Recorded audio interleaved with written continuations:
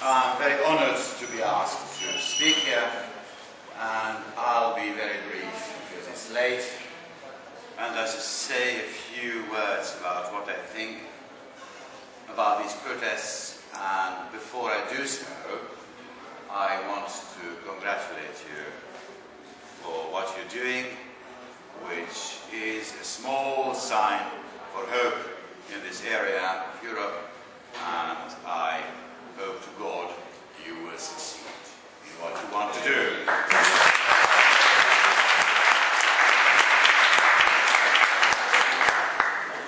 Well, why do I think that you're right?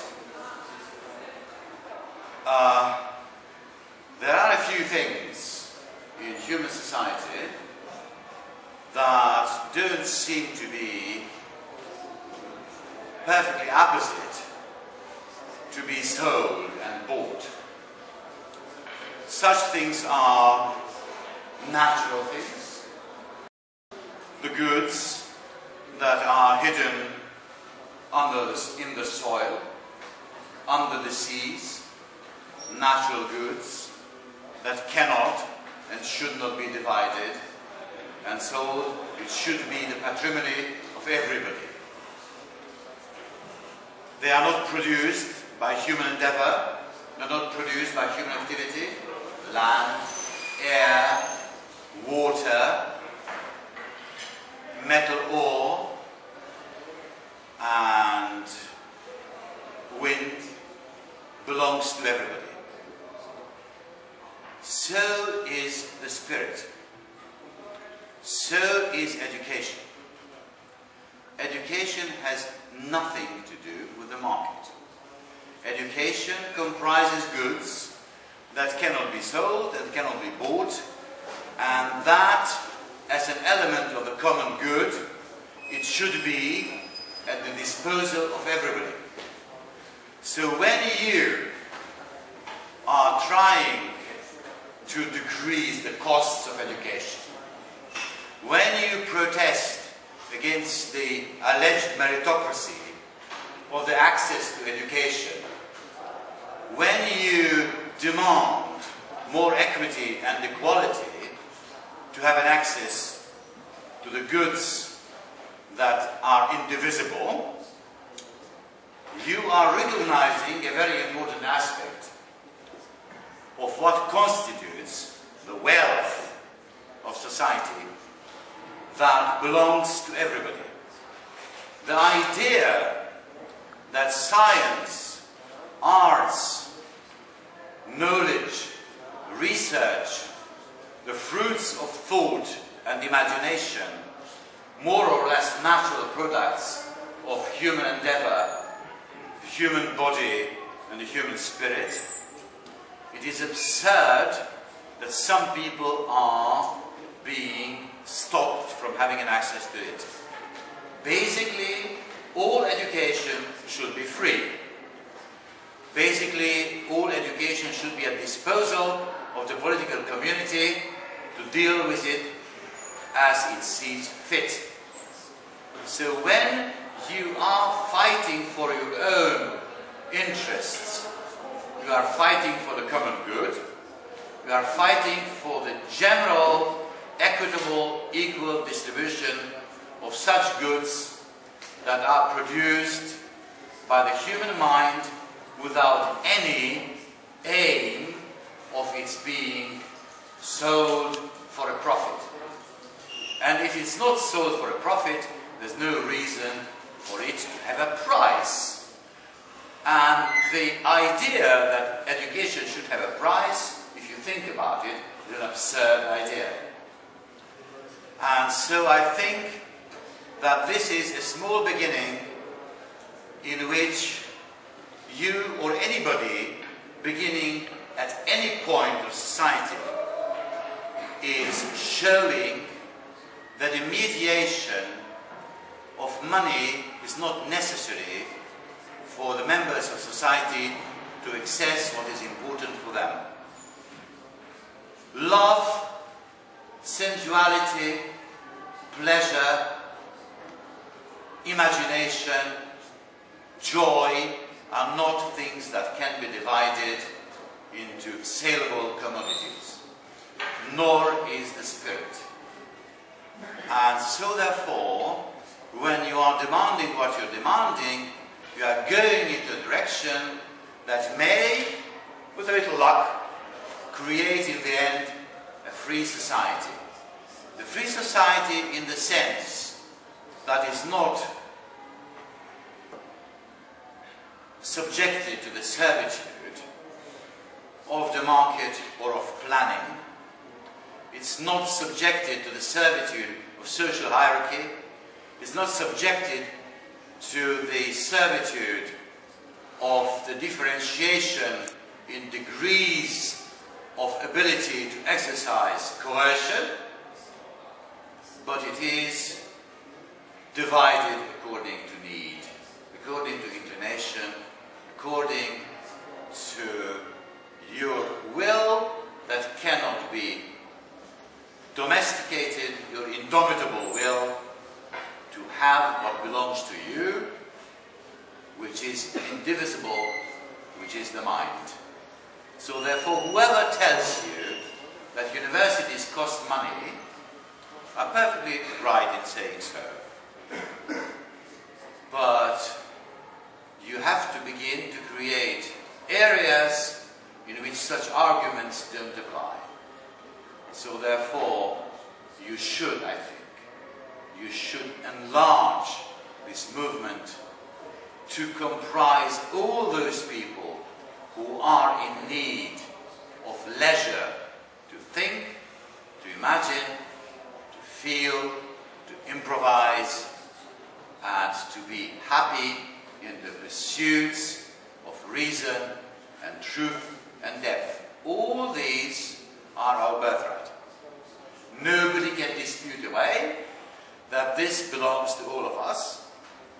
And if you manage in a very concrete, everyday manner to decrease the price of education, you are taking a step towards a society in which the good things are the patrimony of everybody. And this is what we are aiming to if we want a just society. We want all that is a source of enjoyment and satisfaction to belong to everybody. And if it gets cheaper, if it gets more equitable, if it gets more accessible to everybody, you are taking a very important step in creating a just society. Of course, the distance with the success of a student movement trying to decrease tuition fees and to have a more equitable admission system to university, to a just society, the distance seems to be enormous. Well, it is not that enormous, because it is a step taken in the right direction, and nobody will be able to stop you to take further steps. And I think that the time has come that you and others, students and workers and employees and hospital patients and old age pensioners and all those people in need of care and of consolation and of the good things in life, those will have to unite and to show to ourselves and to our enemies that enjoyment and happiness and freedom are not impossible, are not at all impossible. As you see this evening, we are enjoying ourselves. You are not only demanding your rights, you are not only protesting against short-sighted and stupid policies of the authorities, but also you are doing something much more important than that. You are organizing yourselves, and you are beginning to organize your own lives according to your own principles, your own inclinations, your own desires, and all that I can wish for you is to do so, further enjoying yourselves, being joyful, being merry, being happy and showing your adversaries that demanding things for yourselves is not a grim, not a serious, not a sad state of mind, but on the contrary is conquering what belongs to you, which is the energy of the human mind and of human body enjoyed in equality and in fraternity and in a community of equal and free subjects. Thank you.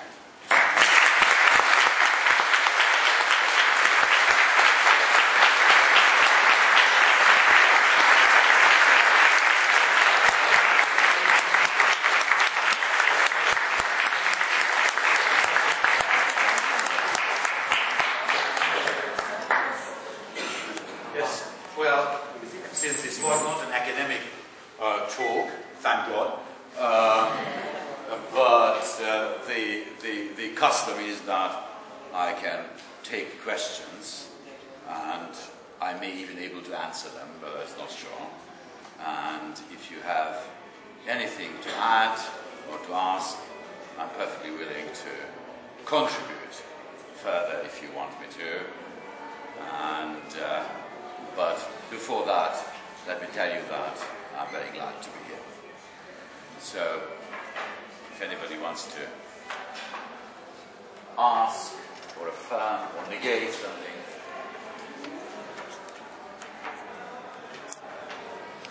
Yes? Yeah. You're coming from University of Budapest? No, I'm not allowed to teach at the University of Budapest.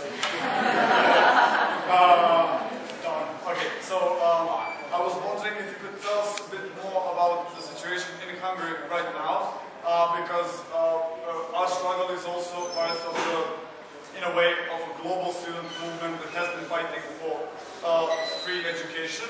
But that movement is also a part, as we can see in Greece, for example, Chile these days. It's becoming more and more part of a wider movement that is not just fighting for education rights. But the situation in Hungary in the past years has been very bad, considering the right-wing government and what's going on the streets. So I was wondering if you could tell us a bit more about those things, because education is, as I see it at least, a part of the totality of the society. So it's very dependent on what else is going on. You want to spoil my enjoyment tonight. I was hoping to forget Hungary for one evening, rather than talk about it. Well, Hungary can serve as a cautionary tale. If you are not careful, you may end up as we did. In Hungary, a very cunning and intelligent and astute right have shown what could happen when people's aspirations don't find an adequate political expression.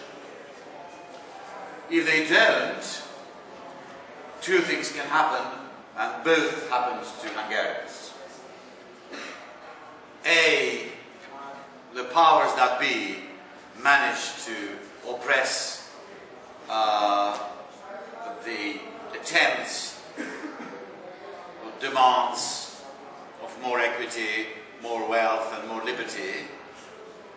They manage to stifle that. But what is more important, they manage to exploit, colonize and use these aspirations. It seemed to many people, as it does seem to many people in other countries as well, that a nationalist and authoritarian mobilization that seems to turn against global capitalism in the name of a national mobilization that prefers a national capitalism that doesn't exist against a global capitalism that exists, can serve the interest of the system, so much so that some of the victims of the system will fight enthusiastically to defend the system instead of trying to smash it. So this is what is happening in many places. This is what has happened for many years in the successive states of former Yugoslavia. It's not unknown to you. It's known very well, better than I know. You know that very well. And which managed to split the creative energies of the peoples of the former Yugoslavia, turning them against one another and using this mobilization against the emancipatory, liberating forces that of course exist in society. These people are not criminals who have served this interest. They have been misled. They have been misled, they have been manipulated, and they have been turned against their own substance and against their own souls and interests and true aspirations. It is very easy to pervert the way in which people try to fight for a space for themselves, to feel themselves dignified, and free, and proud, and respected, and so on and so forth. These are the things that nationalism and ethnicism and chauvinism are using.